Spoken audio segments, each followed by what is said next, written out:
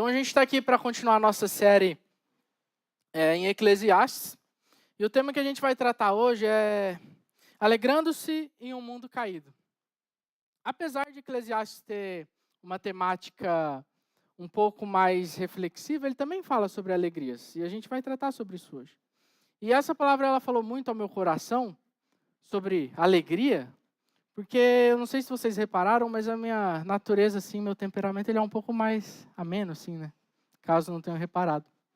E eu lembro que eu sofria muito com isso. Eu era de uma igreja pentecostal e a galera sempre falava, nossa, Heleno, mas você é muito triste, você é muito fechado e tal, né? Aí chegou um momento que eu falei, vou para a IPB, vai resolver, né? Lá a galera é mais calma e tal. Aí chegou aqui e reclamaram também. Eu falei, realmente, eu tô com algum problema, sabe? E ela falou muito ao meu coração porque fala justamente sobre a alegria que a gente tem que ter no nosso coração, ainda que a gente esteja nesse mundo, que a gente veja os sofrimentos. E antes de ler a passagem, eu gostaria de orar. O nosso texto hoje é em Eclesiastes 9, dos versículos 1 ao 10, e eu vou ler na NAA. Então, antes de ler, vamos orar. Obrigado, Senhor Deus, por essa noite. Obrigado porque nós pudemos entoar louvores ao Senhor. Obrigado porque, ao mesmo tempo que nós louvamos ao Senhor, o louvor alegra o nosso coração e a gente sabe que nós somos amados pelo Senhor, que o Senhor cuida de nós. Obrigado, Pai. Lhe pedimos que, assim que nós lemos Sua palavra, que Seu Espírito Santo venha a iluminar nossa mente, nosso coração, que Ele venha nos livrar das distrações. E, em especial, Pai, eu peço por mim, para que eu venha trazer com a clareza, apesar da minha limitação, a mensagem que o Senhor tem para nos falar essa noite. Em nome do Senhor Jesus que nós oramos e agradecemos, Pai. Amém. Então, Eclesiastes capítulo 9, versículo 1 até o 10. Do versículo 1 até o 10. E o texto diz assim, o pessoal vai projetar aí para vocês, eu vou ler na NAA. Tenho refletido sobre todas essas coisas para chegar à seguinte conclusão. Os justos e os sábios, como seus feitos, estão nas mãos de Deus. E se é amor ou se é ódio que está à sua espera, isso ninguém sabe. Ninguém sabe o que vai acontecer. Tudo acontece igualmente com todos. O mesmo acontece com o justo e com o ímpio, com o bom e com o mal, com o puro e com o impuro, com o que oferece sacrifícios e com o que não os oferece, com o bom e com o pecador, tanto com o que faz juramentos, como aquele que tem medo de fazê-los. Este é o mal que há em tudo que se faz debaixo do sol. A mesma coisa acontece com todos. Também o coração das pessoas está cheio de maldade, está cheio de loucura, enquanto elas vivem. Depois, rumo aos mortos. Para aquele que está entre os vivos, há esperança, porque mais vale um cão vivo que um leão morto. Porque os vivos sabem que vão morrer, mas os mortos não sabem de nada e não têm nenhuma recompensa a receber, porque a memória deles já jaz no esquecimento. Amor, ódio, inveja para eles já não existem mais. Eles estão afastados para sempre de tudo que se fez, de tudo que se faz debaixo do sol. Portanto, vá e coma com alegria o seu pão e beba com prazer o seu vinho, pois Deus já se agradou do que você faz. Que as suas vestes sejam sempre brancas e que nunca falte óleo sobre a sua cabeça. Aproveite a vida com a mulher que você ama, todos os dias dessa vida fugaz que Deus lhe deu debaixo do sol, porque essa é a parte que lhe cabe nessa vida, pelo trabalho com que você se afadigou debaixo do sol. Tudo que vier às suas mãos para fazer, faça conforme as suas forças, porque na sepultura, que é para onde você vai, não há obra, nem projetos, nem conhecimento, nem sabedoria alguma. Então esse é o nosso texto. Eu gostaria de começar fazendo algumas perguntas retóricas, né? Mas que pode ser que elas sejam reais, e a gente acaba fazendo elas sempre. Você já se pegou pensando, em meio a esse mundo caótico e aparentemente injusto, Senhor, por que há tanta dor no mundo? Senhor, por que há tanta maldade nesse mundo? Por que que há tantos que sofrem tanto e tantos que se livram dessas situações? Será que Deus existe mesmo diante dessa realidade, desse mundo caído, desse mundo com tanta maldade? Você já parou para pensar em algumas dessas coisas, nos momentos em que você está aflito por alguma situação ou observa o mundo ao nosso redor? Ou ainda, Senhor, por que que o Senhor abençoa uns e outros não? Por que que o Senhor abençoa meu irmão e eu não? Senhor, por que que parece que alguns têm tantas oportunidades na vida, profissionais, em relacionamento, em qualquer área, e eu não? Por que que fulano nasceu em berço de ouro e eu nasci nessa pindaíba lascada? Por que, Senhor? Quem sabe até a gente já tenha pensado, né? Poxa, Senhor, eu sou bem mais capacitado que meu chefe, mas recebo menos que ele. Quem nunca pensou isso alguma vez na vida? Às vezes pensamos, Senhor, se as coisas acontecessem da maneira que eu acho que deveriam acontecer, elas seriam bem melhores. Não é verdade que por vezes nós pensamos assim? Essas coisas, elas passam por nossa cabeça, elas inquietam o nosso coração. Às vezes, essa é uma frase que meu colega lá no serviço falou essa semana, às vezes a vida, ela é uma sopa e a gente está de garfo, sabe? Por mais que você tente experimentar o sabor, aquilo ali, quando você está começando a sentir o sabor, ela se esvai, já se acaba. E logo você tem que ter o trabalho de tentar pegar mais um pouco. Gabriel, meu colega. Então, ou seja, a gente até sente o sabor da vida, mas é sempre uma dificuldade danada. E aí, você já se perguntou algumas dessas coisas?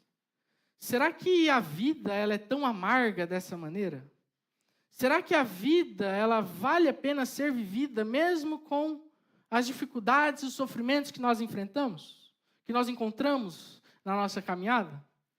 Talvez nós respondamos essa pergunta com duas posições, né? Talvez nós respondamos ela dizendo para nós mesmos, o mundo ele é tão mau que não vale a pena viver aqui, que não há prazer verdadeiro aqui. Ou também a gente pode tomar outra posição e dizer que sim, vale a pena viver essa vida. Então, a gente coloca como propósito na nossa vida viver os prazeres que tem aqui, buscar eles como se eles fossem o objetivo final da nossa vida. Mas em ambas as respostas que nós damos para essa pergunta, será que vale a pena viver essa vida mesmo com sofrimentos?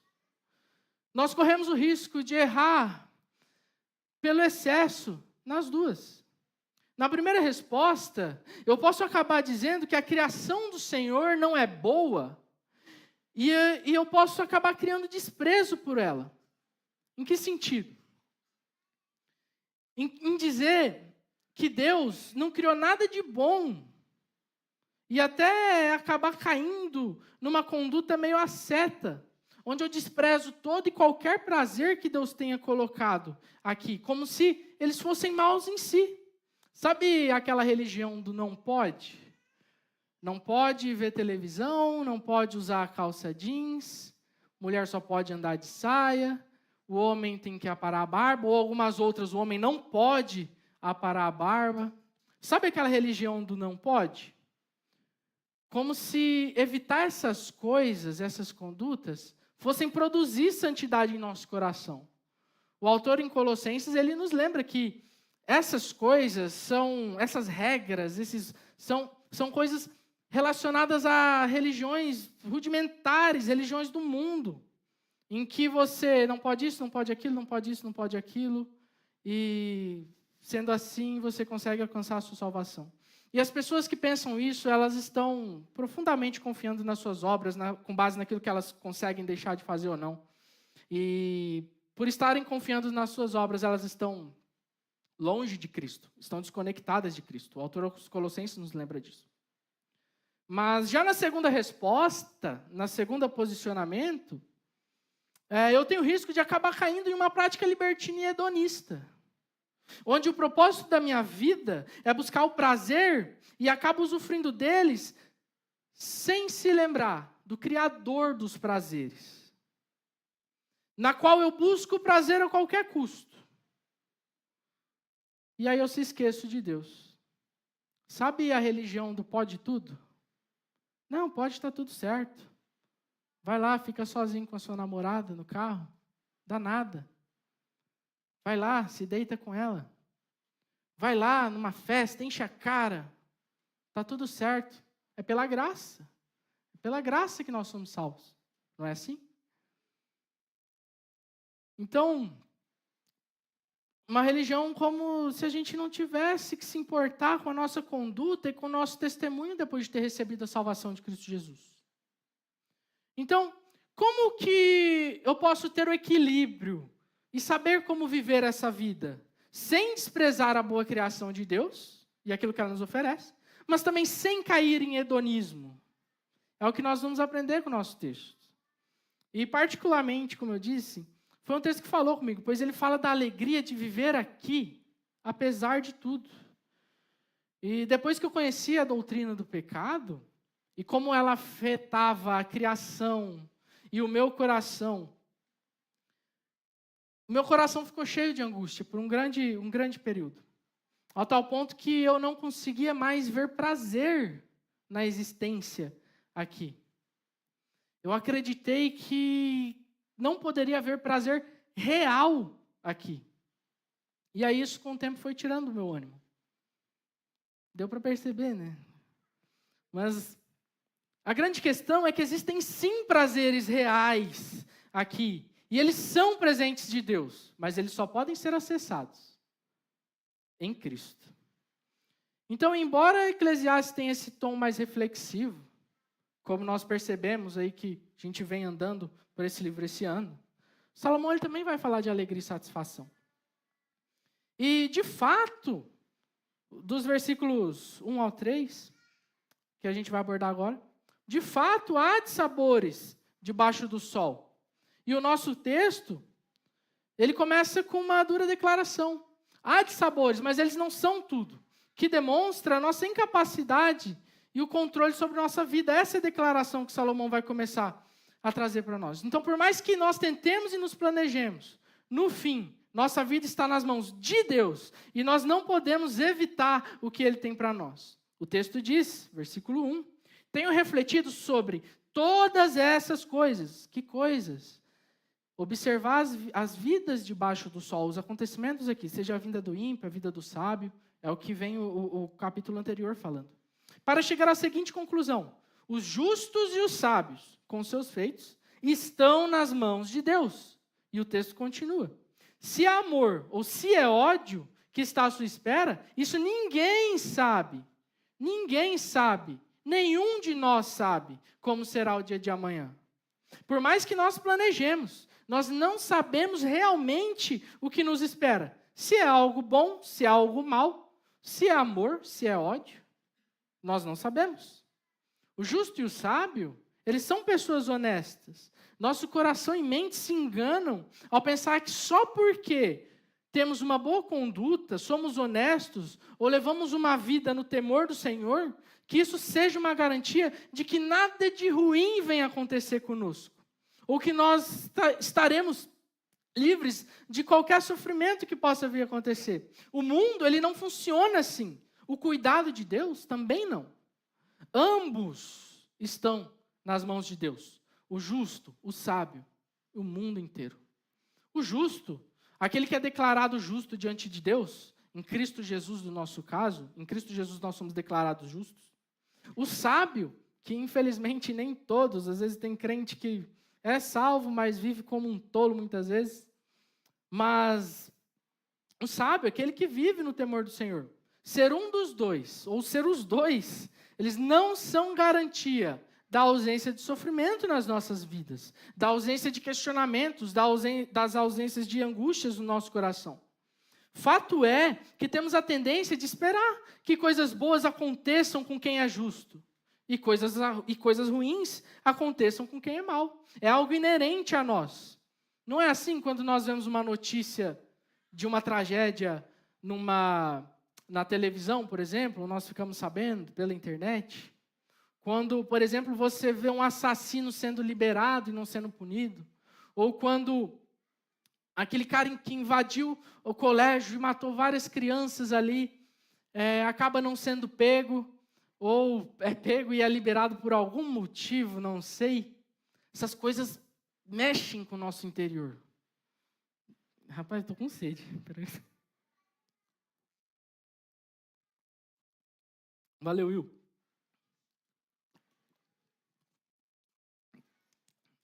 Então essas coisas mexem com o nosso interior e elas causam indignação em nós. E você quer ficar mais indignado ainda? É isso que Salomão está dizendo sobre o nosso mundo.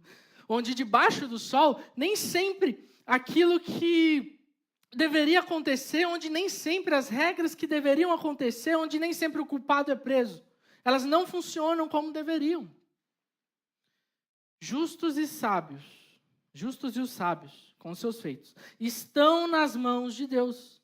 Significa que ainda que façamos aquilo que é correto, ou vivamos no temor do Senhor, ou façamos aquilo que é mais sábio aos nossos olhos, tomando todo cuidado nas escolhas da nossa vida, isso não garantirá que nós usufruiremos das boas escolhas que fizemos, ou dos bons caminhos que nós procuramos seguir. Por quê? Porque depende de Deus. Em que sentido? Pode ser que estejamos aqui, mas amanhã não. Pode ser que ao sair por essa porta, na hora de ir embora, aconteça alguma coisa e nós nem cheguemos em casa hoje. Pode ser que eu nem termine de pregar esse sermão. Todos nós estamos sujeitos à morte. Quem aqui consegue garantir que esse último suspiro que você está tendo, ele não é o último? A menos que você seja profeta ou vidente, né? Até vai, mas beleza.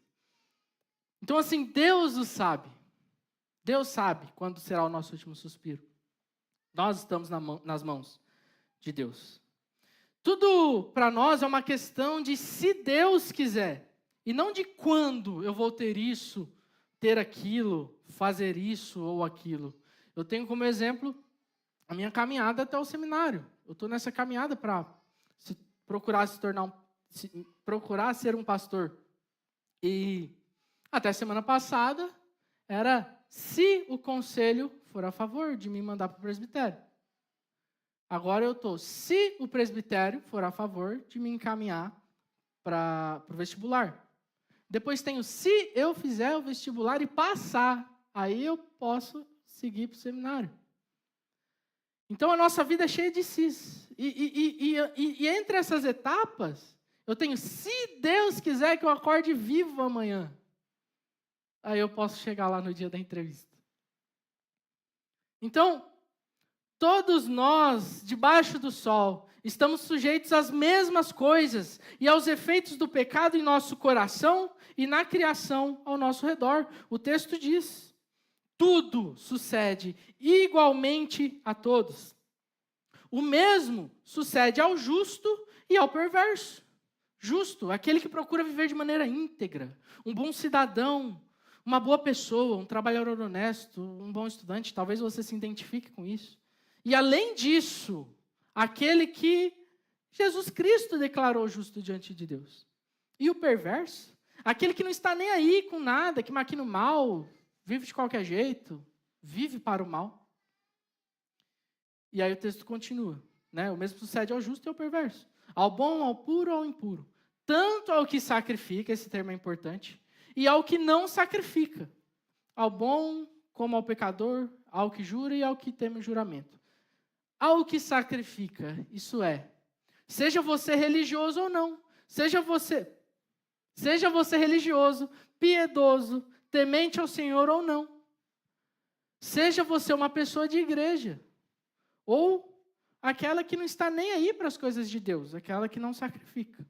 Tudo sucede igualmente a todos. E o mundo ele é mais ou menos assim.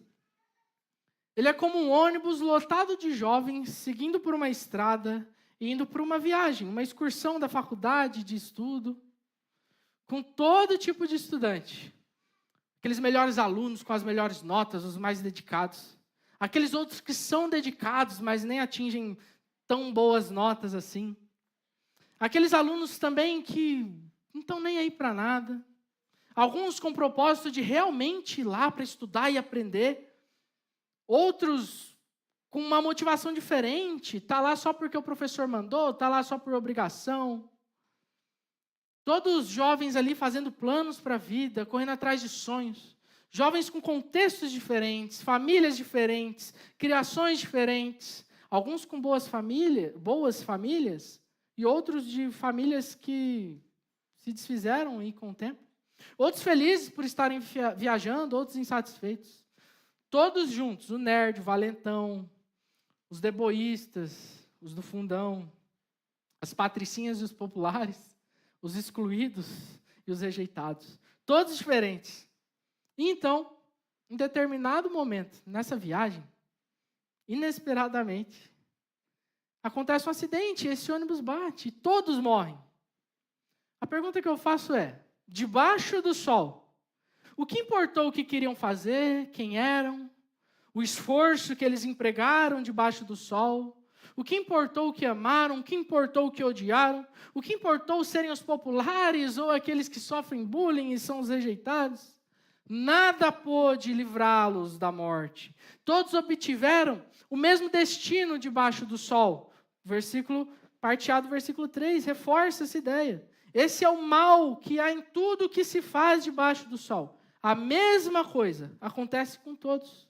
Talvez olhemos para esse exemplo do ônibus e achemos injusto que os esforçados e os bons alunos, aqueles que, digamos assim, teriam futuro aos nossos olhos, tenham morrido junto com os outros.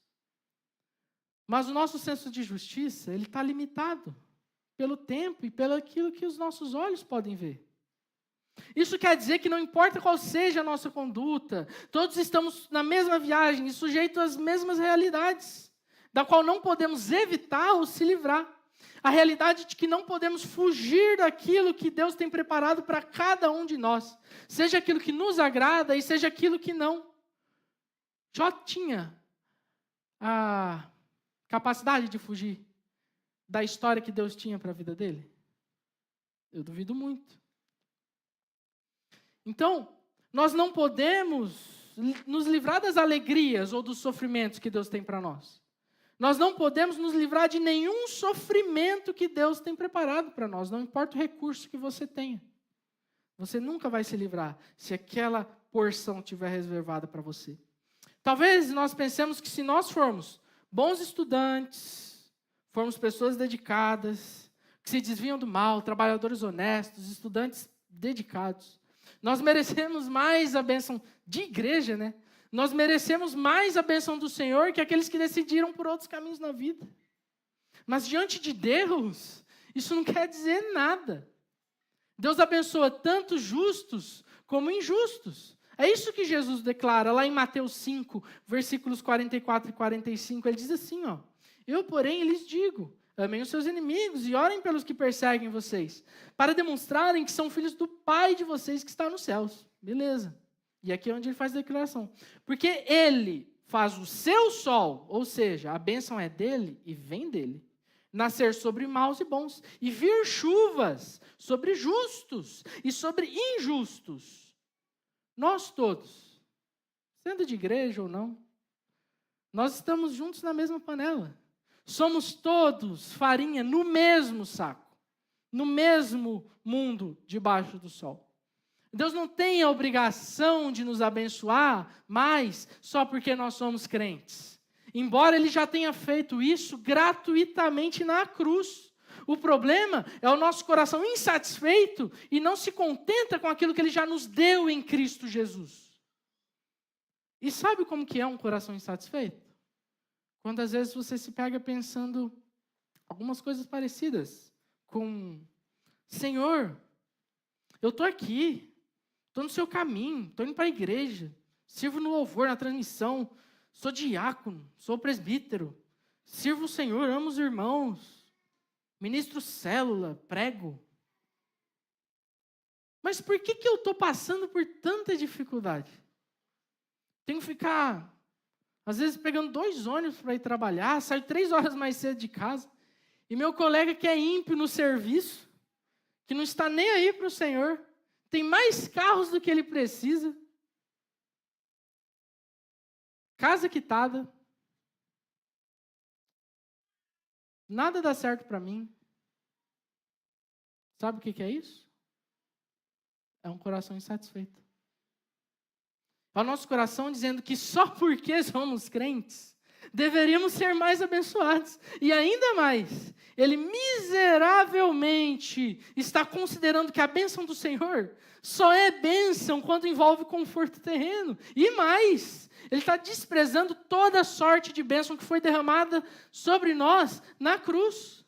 Se nós sempre pensamos que o gramado do vizinho está mais verde que o nosso, se ao invés de me alegrar com meu irmão que conquistou uma coisa nova, entrou numa nova fase da vida, na qual ele está muito feliz, e eu fico murmurando e fico questionando a Deus, por que, como se ele tivesse filhos favoritos para abençoar e não me abençoa da mesma maneira, isso é um alerta para o nosso coração.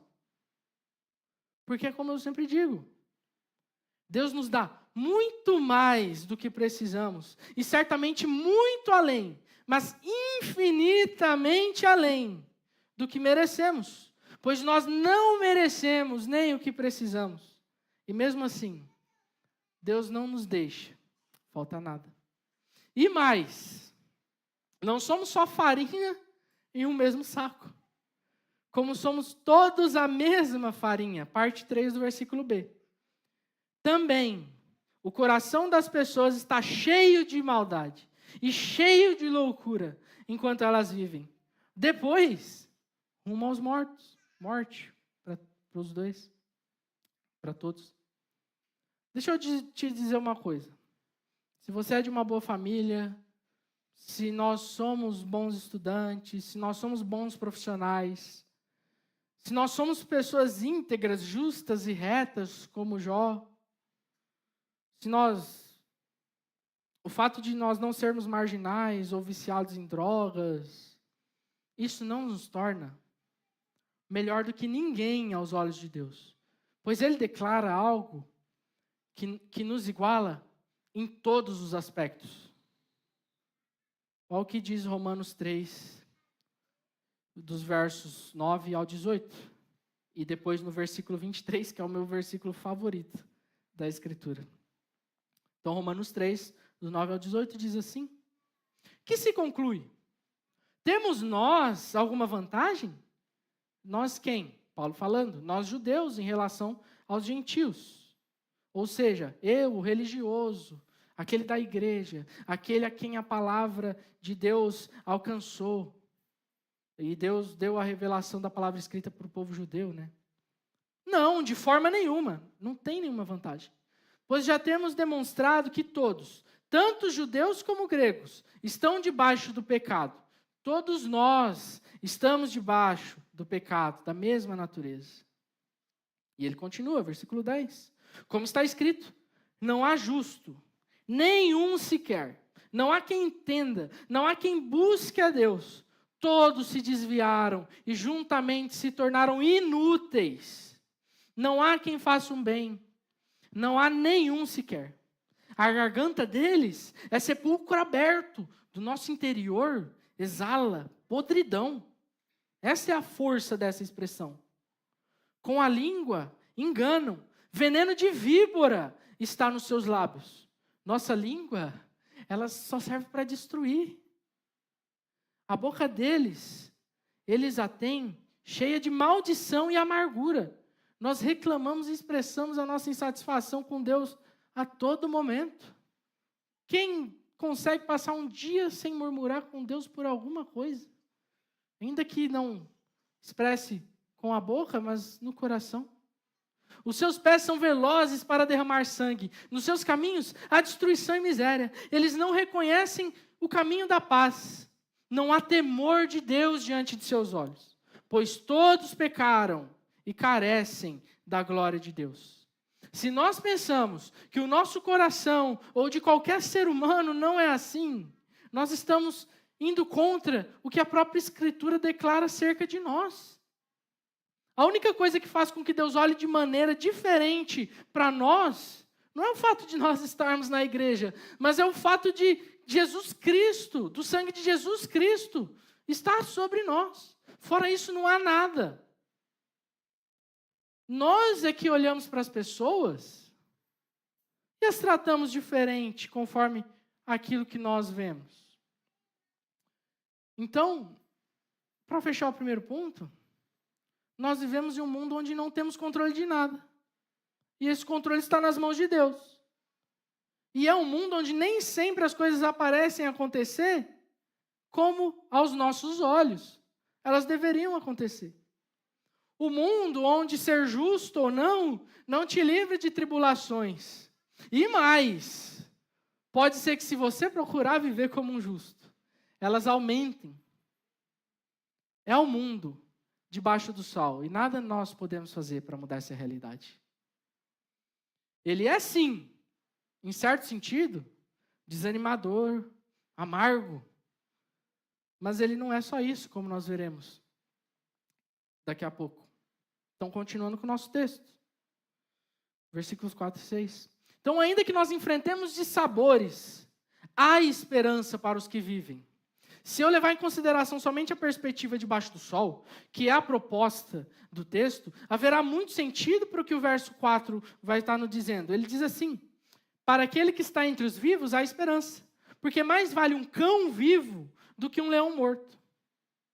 Se eu te pedisse para pensar em um cachorro, pensa aí num cachorro. Qual é a imagem que vem primeira na sua cabeça? Talvez seja o seu cachorro de estimação. Talvez, fofinho, peludinho, Nutelinha, cachorro de marca. Você não pode espirrar do lado que pega 15 doenças. Diferente, daquele cachorro vira-lata de rua, o vira-lata caramelo clássico brasileiro. Mas cão aqui no texto, ele está se referindo a uma espécie de cão que até os nossos cães raiz ficariam parecendo Nutella perto deles. Esse tipo de cão, eles fariam até um pitbull miar que nem gato. A figura aqui, ela é de um animal selvagem extremamente perigoso, indomesticável e, por isso, desprezível. Talvez algo mais parecido com o que nós temos hoje aí seriam as hienas, Quem assiste aqueles documentários do Animal Planet vai conseguir assimilar a imagem. Bem diferente da imagem que nós temos de cão para os nossos dias. Mas até esses cães, eles tinham medo dos leões, que eram maiores e mais perigosos. E Salomão está dizendo que mais vale ser um cão desses vivo, ainda que mais fraco e desprezível, do que estar morto. Por quê? Porque debaixo do sol, de fato, vale mais a pena estar vivo do que estar morto. Porque se tudo que existe é isso aqui, então vale mais a pena estar vivo aqui, ainda que o mundo seja meio amargo, mas há esperança de aproveitar uma doçura aqui ou ali, aproveitar uma alegria aqui ou ali. Pois estando vivo, pode ser que ainda tenhamos alegrias. Aproveitemos de coisas boas que Deus colocou na criação. Certamente, na dor da fome, é melhor você comer alguma coisa que mate aquela fome, ainda que você não goste muito daquilo. E ainda que aquilo não te sacie por muito tempo. Porque é melhor ser assim do que você simplesmente morrer de fome. Versículo 4. Para aquele que está entre os vivos, há esperança. Esperança do quê? De experimentar boas coisas. E para nós? Ela é uma esperança maior ainda. É a de poder experimentar da melhor coisa que poderia acontecer conosco, que é conhecer a Cristo.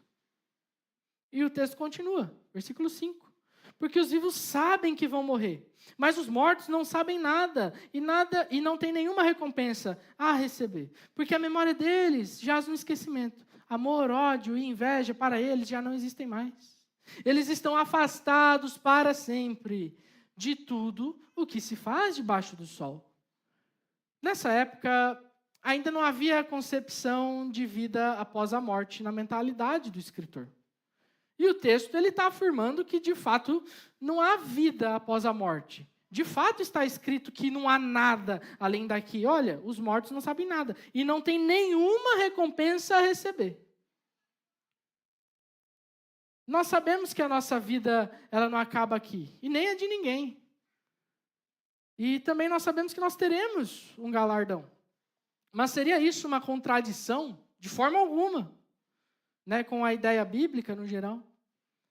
Porque nós devemos levar em consideração que Deus está didaticamente usando o contexto do autor e as suas limitações de compreender o mundo para nos comunicar uma verdade eterna.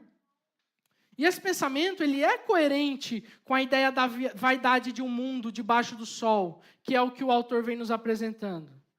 Porque se só o que tem é isso aqui, se morreu e acabou, então é coerente você pensar que não há nenhuma recompensa ou sofrimento depois.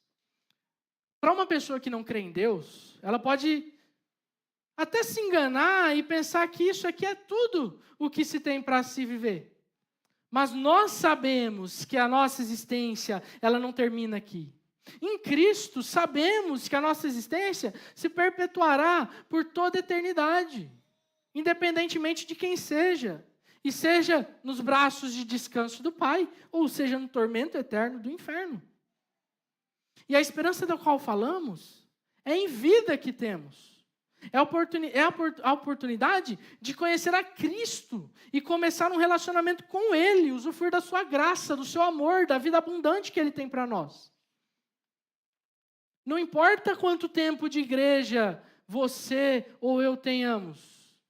Não importa se você até nasceu na igreja ou se você entrou nela depois. Importa é você ter um relacionamento com Ele. E eu faço uma pergunta. Você tem buscado se relacionar com Ele? Você poderia apontar na sua vida o dia em que você poderia dizer: hoje eu me tornei conhecido de Deus. Eu vi o meu pecado e o quanto eu necessito dele. Se você não teve esse dia, o dia é hoje. Depois da morte, não haverá mais tempo.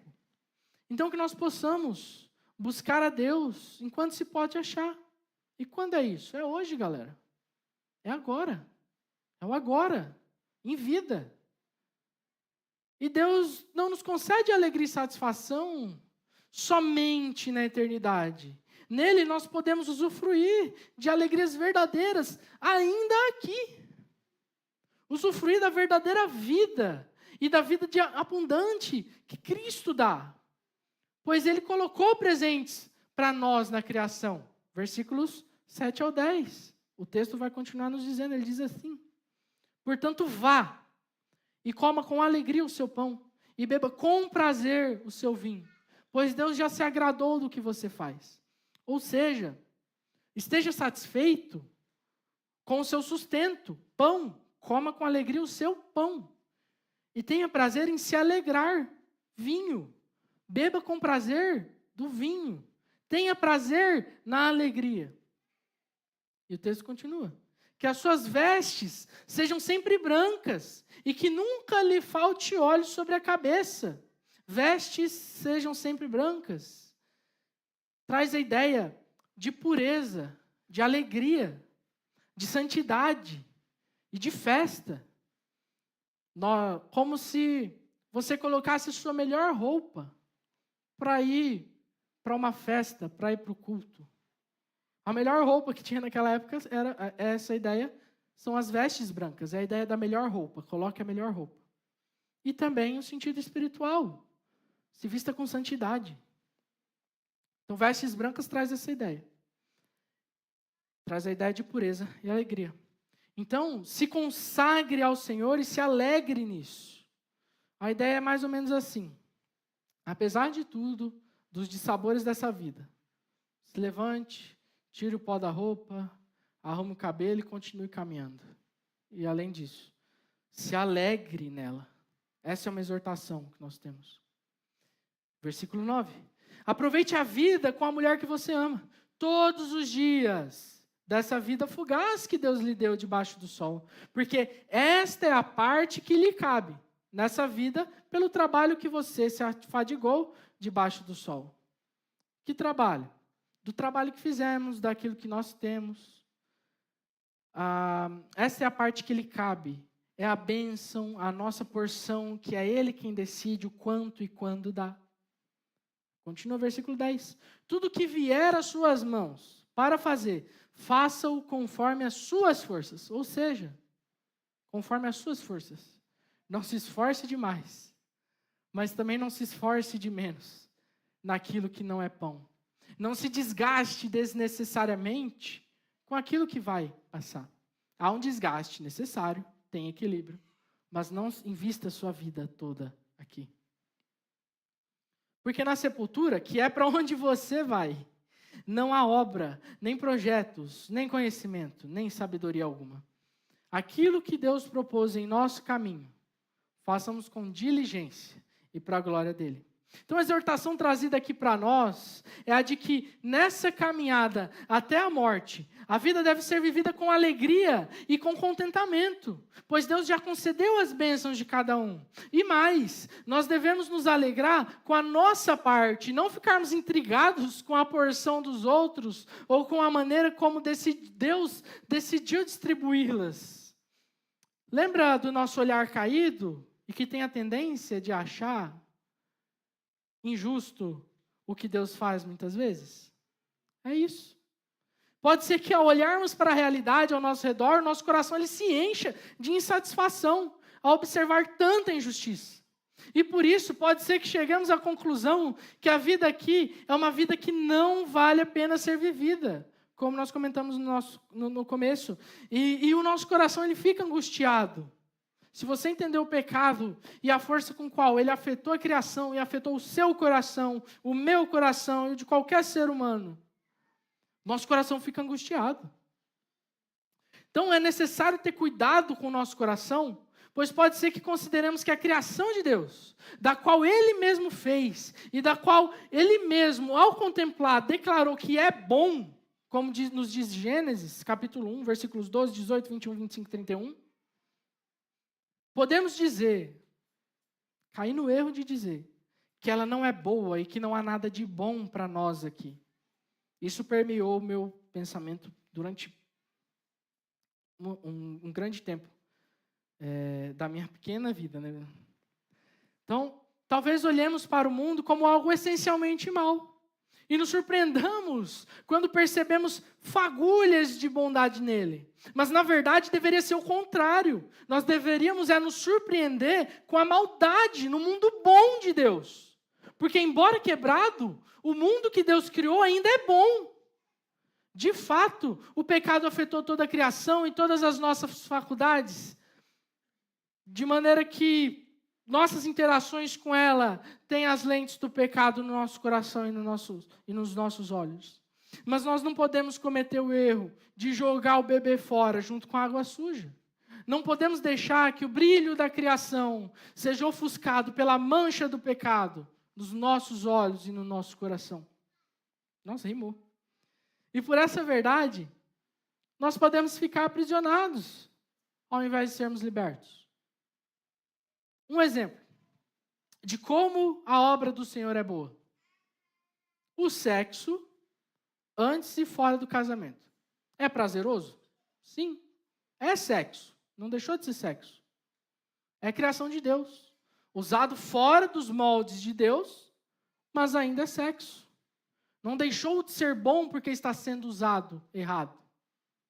E se você é cristão, isso certamente pesará a sua consciência. Só que se sua mente está tranquila com isso, assim como está tranquila com qualquer outro pecado que não te aflija, é bom que você reveja a sua conversão. É bom você checar a sua pulsação. Porque pode ser que você ainda esteja morto, espiritualmente. Mas o prazer que o sexo propõe nessa condição, antes ou fora do casamento, é uma migalha, se comparado quando usufruído nos moldes de Deus, nos moldes que Deus determinou. Deus criou, Ele sabe o manual, Ele sabe qual é o melhor uso, como se usa da maneira correta e como nós podemos tirar o máximo dele. E uma relação monogâmica, heteroafetiva, dentro do casamento. Há prazer verdadeiro aqui. Só que eles só podem ser usufruídos e acessados em Deus. Deus não criou um mundo monótono e sem graça. Deus demonstra sua glória, poder e criatividade na diversidade da criação. Deus revela sua majestade através da desnecessariamente diversa criação. Essa criação aponta para um Deus tão bom que Ele não a criou apenas para suprir as nossas necessidades, mas também para nos dar um deleite desnecessário. Ele não precisava nos dar deleite, não precisava nos dar oportunidades de termos prazer e alegria. Mas Ele ainda assim, nos deu oportunidade para isso. Deus poderia ter criado tudo de uma cor só, tudo com um sabor só, tudo com uma única textura, uma única temperatura, um único ruído no universo. Um mundo em escala de cinza. Um mundo que só nos fornecesse aquilo que era necessário para a existência. Afinal, qual a necessidade de tanta cor, tantos cheiros, tantos gostos, tantas sensações, tantas personalidades diferentes? Qual a necessidade de tanta variedade? Qual a necessidade de tanta complexidade na criação? Por que tem que existir um cachorro diferente do outro, um pássaro diferente do outro? Para que tantas espécies de gatos e aranhas? Aranhas não precisava. Não seria mais simples criar somente um animal genérico de cada modelo? Por que tantas plantas diferentes, venenosas ou não, medicinais ou não? Algumas plantas feias, outras bonitas, isso também se aplica a pessoas. Por que tem tantos sabores diferentes no cardápio do lanche da pizzaria? Isso é de explodir a mente do gordo, cara. Às vezes você quer comer um bacon com frango e calabresa, mas daí você fica na dúvida, mas peraí, eu posso pegar um de alcatra e tal? Por que tanta coisa? Isso é angustiante. Se coubesse no bolso, a gente comia todas, né? Imagine só. Essa pergunta eu fiz para a Amanda essa semana. Imagine que você tivesse que escolher um único prato para comer pelo restante da sua vida. Qual prato você escolheria? Eu listei alguns aqui, tipo lasanha, pizza, costela de panela. Maravilhoso, gente. Lanche. Aí tem uns doidos que vai escolher comer salada o resto da vida. Cada um com suas escolhas. Não dá, cara. Não dá para você escolher um pé de alface ao troco de um bacon bem fritinho.